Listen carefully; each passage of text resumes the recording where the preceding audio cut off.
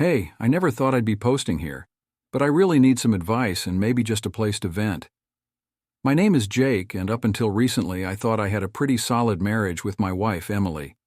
We've been together for 8 years, married for 5, and I honestly thought she was my soulmate. But then, a few months ago, things started to change. Emily and I met in college. She was this vibrant, ambitious woman who always had a plan for everything. I admired that about her. We graduated, got decent jobs, and eventually bought a house together. Life was good. We had our ups and downs like any couple, but nothing major. Or so I thought. The first sign of trouble was subtle. Emily started working late more often, which wasn't entirely out of the ordinary since she's a project manager and her job can be demanding, but it became more frequent, and her excuses started sounding more rehearsed. I tried to brush it off, telling myself that I was being paranoid. She had always been dedicated to her career, and I respected that. Then there were the phone calls. She'd get texts at odd hours, and always seemed to need to step outside to take them. When I asked who it was, she'd say it was work or her friend Amanda. But something didn't add up. Emily and Amanda have been friends forever, but they never used to talk this much. One night, while Emily was in the shower, her phone buzzed on the nightstand. I wouldn't normally snoop, but curiosity got the better of me. The message preview showed a text from someone named James. It read, "Can't wait to see you tomorrow. Last night was amazing." My heart sank. I confronted Emily that night. She looked me straight in the eye and denied everything, claiming James was a colleague and it was just work-related. She even had the audacity to get angry at me for invading her privacy. I wanted to believe her, but there was a knot in my stomach that wouldn't go away. Over the next few weeks, Emily's behavior became more erratic. She'd come home late, smelling like someone else's cologne, and always had a flimsy excuse.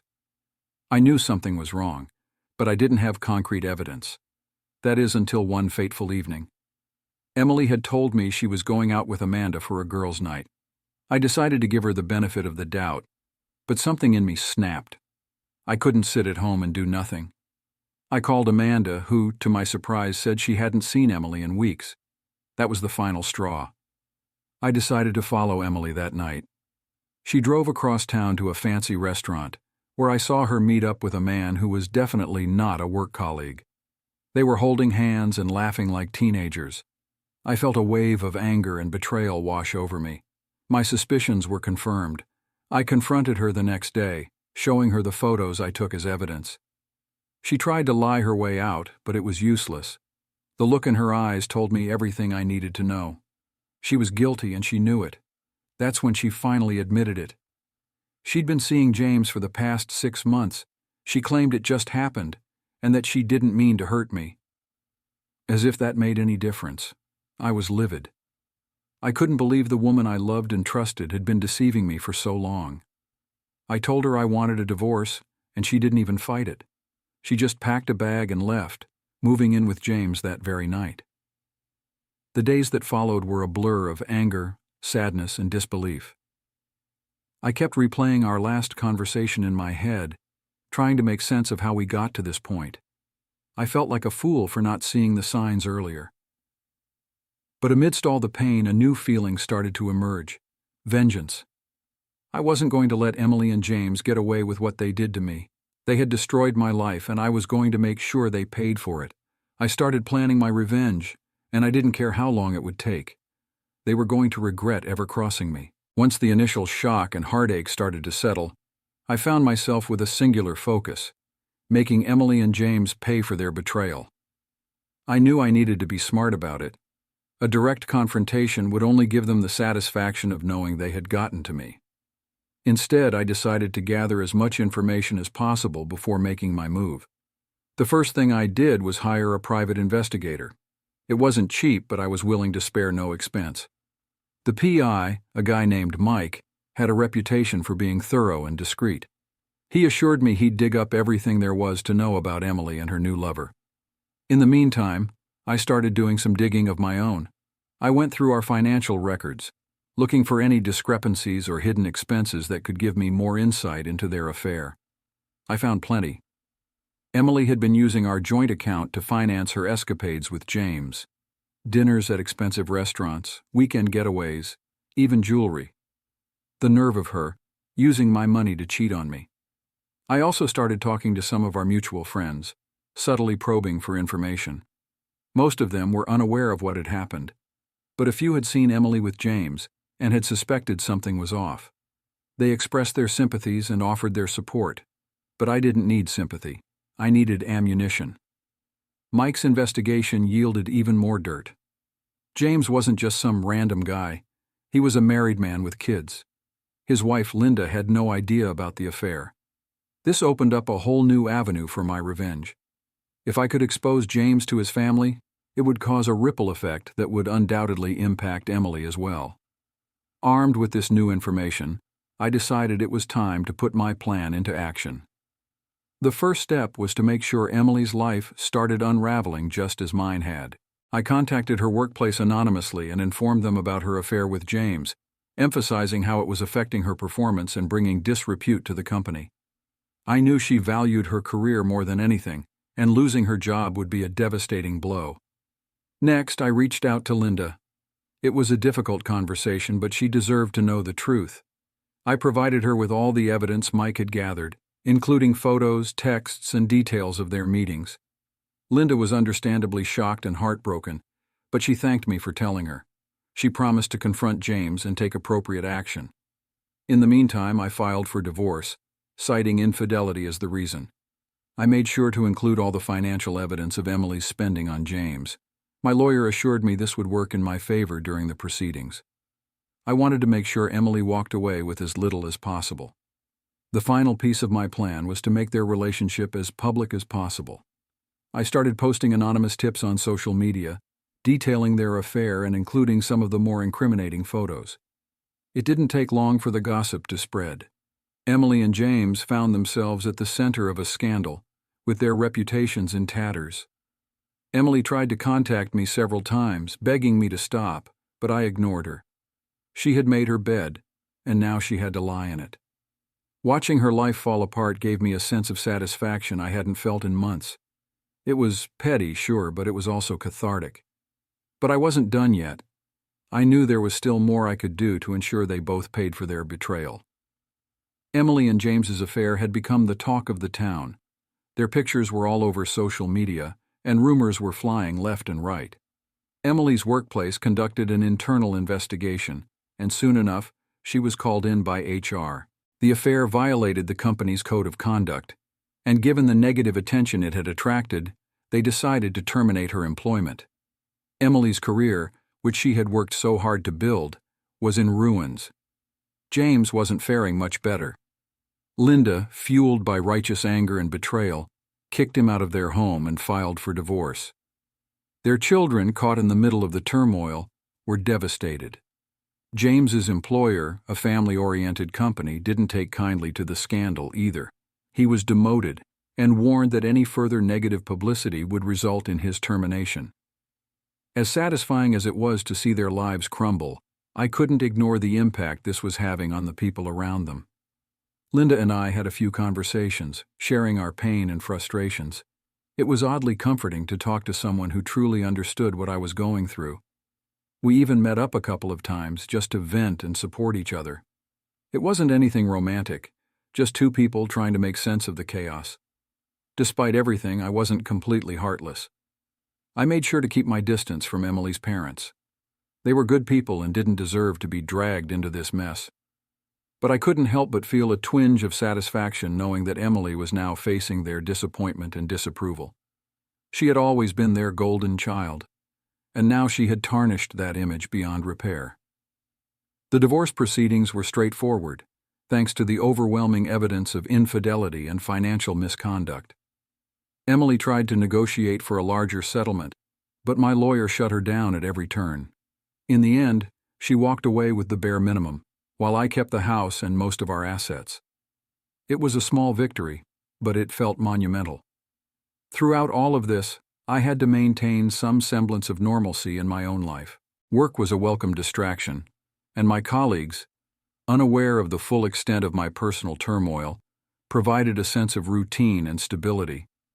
I also reconnected with some old friends who rallied around me and helped me get through the darkest days. One evening, about a month after everything had come to light, I received an unexpected visitor. Emily stood at my doorstep looking disheveled and broken. She begged for forgiveness, claiming she had made a terrible mistake and wanted to make things right. For a moment I almost felt sorry for her. Almost. But then I remembered all the lies, the betrayal, and the pain she had caused. I couldn't let her back into my life. I told her as calmly as I could that there was no going back. Our marriage was over, and I had no interest in reconciling. She left in tears, but I felt no pity. She had brought this on herself. As the weeks turned into months, the scandal started to die down. People moved on to the next piece of gossip, and life slowly returned to a new normal. Emily moved to another city, hoping to start fresh, but I doubted she would ever escape the shadow of her actions. James was still struggling to piece his life back together, dealing with the fallout of his divorce and trying to mend his relationship with his children. Linda and I remained in touch, and our friendship grew stronger. We had both been through hell, and in a way we helped each other heal. I started to see a glimmer of hope for the future, realizing that maybe, just maybe, I could find happiness again. The whole experience had changed me. I was no longer the naive, trusting husband I once was. I had learned to be more cautious, more aware of the signs of deceit, but I had also learned the importance of resilience and the power of moving forward, even when it felt impossible. Rebuilding my life after such a tumultuous period wasn't easy, but it was necessary. I threw myself into work, taking on new projects and responsibilities. The busy schedule helped keep my mind off the betrayal, and the success I achieved at work gave me a renewed sense of purpose. Outside of work, I started focusing on myself more. I joined a gym, started eating healthier, and even picked up some old hobbies that I had neglected during my marriage. It was amazing how much better I felt, both physically and mentally. For the first time in a long while, I was doing things purely for my own happiness. Linda and I continued to support each other, but we also made a conscious effort to build our own lives. She enrolled in some courses to advance her career and took up painting as a form of therapy. We didn't want to become codependent on each other. Instead, we encouraged one another to grow independently. As time passed, I started dating again. It was awkward at first, but eventually I met someone who made me realize that not all relationships were doomed to fail. Her name was Sarah, and she was kind, understanding, and completely different from Emily. We took things slow, and she respected my need to proceed with caution. With her, I felt a sense of hope and possibility that I hadn't felt in a long time. Emily, on the other hand, seemed to be spiraling. From what I heard through mutual acquaintances, she struggled to find stable employment and bounced from one job to another. James had left her not long after she moved to the new city, adding to her misery. She was now dealing with the consequences of her actions, and while part of me felt a shred of sympathy, I mostly felt that she was getting what she deserved. Reflecting on the whole ordeal, I realized that I had learned some valuable lessons. Trust, once broken, is incredibly hard to rebuild. It's essential to pay attention to the little signs and not ignore your gut feelings. Most importantly, I learned that it's possible to rebuild your life after betrayal, but it requires strength, resilience, and the support of good friends. In the end, I came out of this experience stronger and more self-aware. I wasn't just the guy who got cheated on anymore. I was someone who had faced immense pain and emerged on the other side, ready to take on whatever life threw at me. I hoped my story could serve as a cautionary tale for others and maybe even provide some comfort to those going through similar situations. Life has a funny way of surprising you when you least expect it. Just when I thought I had everything figured out, Sarah and I started growing closer. Our relationship, which began as a cautious exploration, blossomed into something deeper and more meaningful. She understood my past and never pressured me to move faster than I was comfortable with. Sarah was a breath of fresh air. She was patient, kind, and supportive, everything I needed after the chaos with Emily.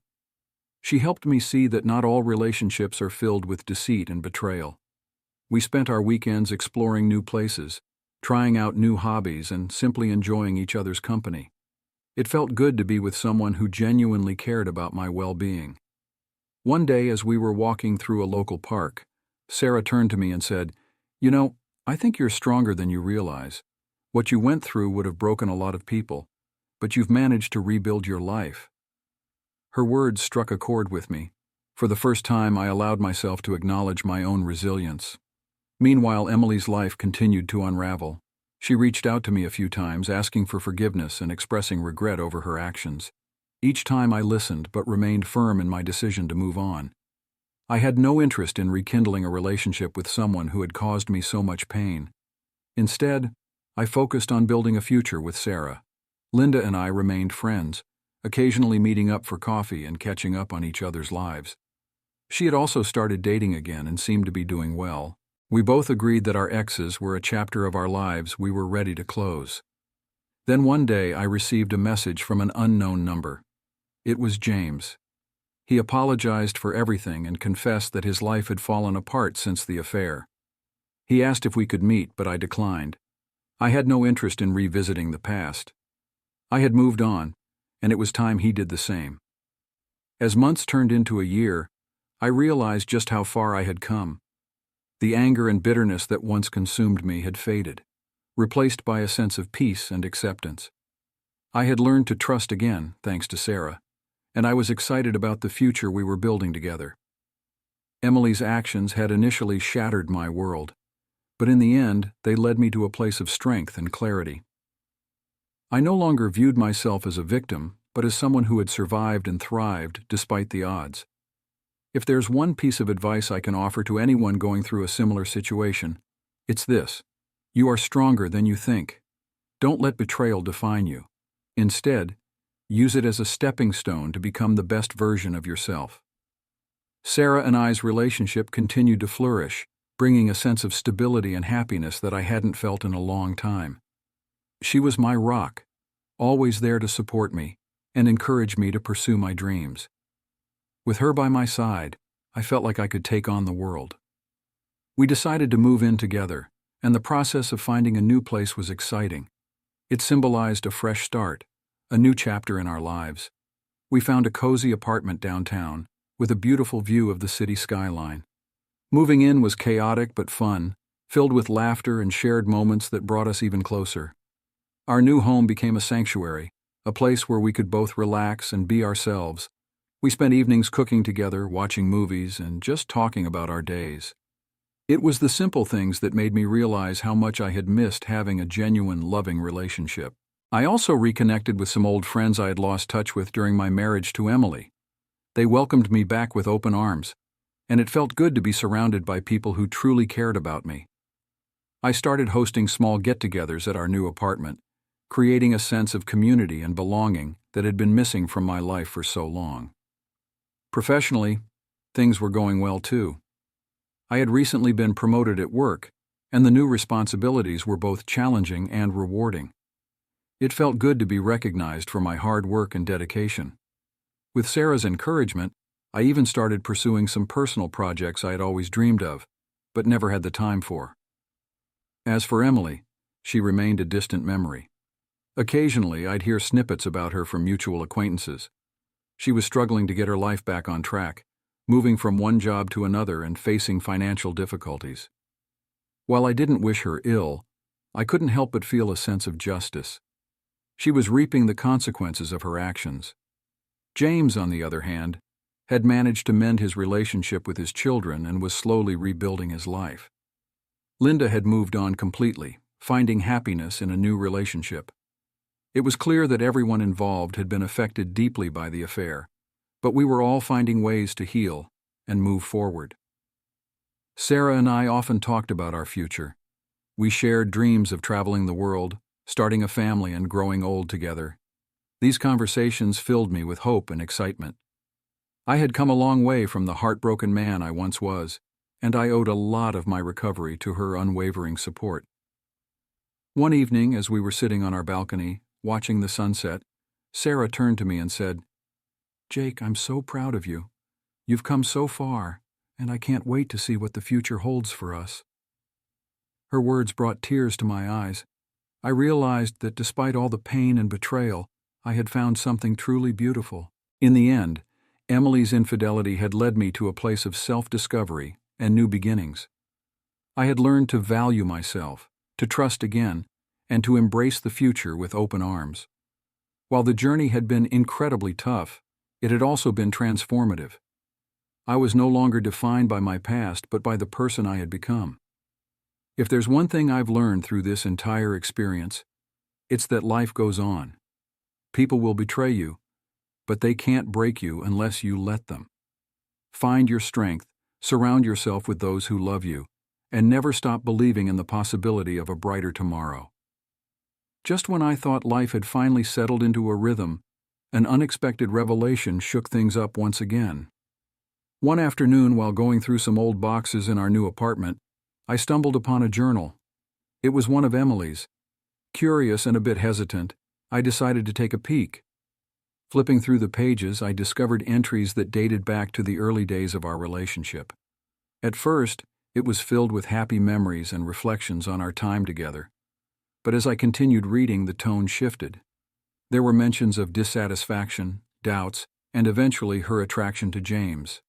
It was like reliving the betrayal all over again.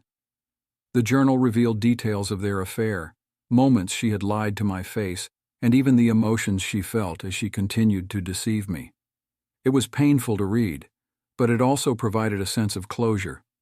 I finally understood the depth of her deceit and the complexity of her emotions. Sharing this with Sarah was difficult, but I needed her support.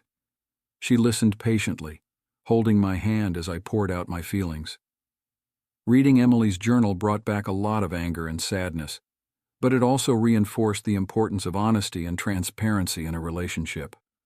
Sarah and I decided to turn this negative experience into something positive. We had a long, heartfelt conversation about our own relationship, discussing our fears, hopes, and the importance of communication. It brought us even closer and strengthened our commitment to each other. Meanwhile, I decided to reach out to Linda and share what I had found. She deserved to know the full extent of James's actions and the emotional toll it had taken on Emily. Linda was grateful for the information and shared that she had also found similar journals and messages from James. It was a cathartic experience for both of us, reaffirming our decisions to move on and not let our past define us. After the revelations from Emily's journal, I felt a renewed sense of determination to focus on the positives in my life. Sarah and I continued to build our future together, finding joy in the small moments and planning for the big ones. We decided to take a much-needed vacation, something I hadn't done in years. We chose a picturesque beach destination and spent a week soaking up the sun, exploring the local culture, and enjoying each other's company. It was the perfect escape and a reminder of how far I had come. During this trip, I proposed to Sarah. It wasn't a grand gesture, but a heartfelt moment on a quiet beach at sunset. She said yes, and it felt like a new beginning. We were both excited about the future and the life we were building together. Planning the wedding was a joyful experience. We wanted something intimate and meaningful, surrounded by close friends and family. As the big day approached, I couldn't help but reflect on the journey that had led me here. From the pain of betrayal to the joy of finding true love, it had been a roller coaster, but I wouldn't change a thing. Emily, as far as I knew, was still struggling to rebuild her life. I occasionally heard updates through mutual friends but chose not to dwell on them. I had moved on, and so had she. Our paths had diverged, and I was finally at peace with that. The wedding day was perfect. Sarah looked stunning, and as we exchanged our vows, I knew I had made the right choice. We were surrounded by love and support, and it felt like the beginning of a beautiful new chapter. Married life with Sarah was everything I had hoped for and more. We continued to support each other, grow together, and build a future filled with love and laughter.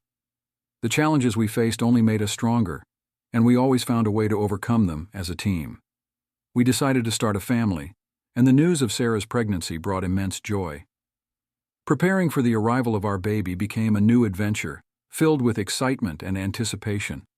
The nursery was decorated with love, and we spent countless hours discussing baby names and parenting plans. When our daughter Lily was born, it felt like the final piece of the puzzle had fallen into place. Holding her in my arms for the first time, I was overwhelmed with love and gratitude. I had come a long way from the heartbreak and betrayal of the past, and now I was starting a new chapter with the family I had always dreamed of. Emily was a distant memory, and I had no regrets about how things had turned out. Her actions had led me to where I was now, and for that, I was strangely thankful. Life had a way of working itself out, and I had learned to embrace the journey, no matter how painful it might have been. As Lily grew, Sarah and I made sure to create a loving and supportive environment for her. We cherished every moment, knowing how precious life was. The future was bright, and I was excited to see what it held for our family. Looking back on my journey, I realized how much I had grown and changed. The pain and betrayal I had experienced had been incredibly difficult, but it had also shaped me into a stronger, more resilient person. I had learned valuable lessons about trust, self-worth, and the importance of surrounding yourself with people who truly care about you. If I could offer any advice to others going through a similar situation, it would be this. Don't let betrayal define you. It's okay to feel hurt and angry, but don't let those emotions consume you. Focus on rebuilding your life, finding your happiness, and surrounding yourself with positive influences. Trust your instincts, pay attention to the signs, and don't ignore your gut feelings. Communication and honesty are the foundation of any healthy relationship, and without them, things will eventually fall apart. Most importantly, remember that you are stronger than you think.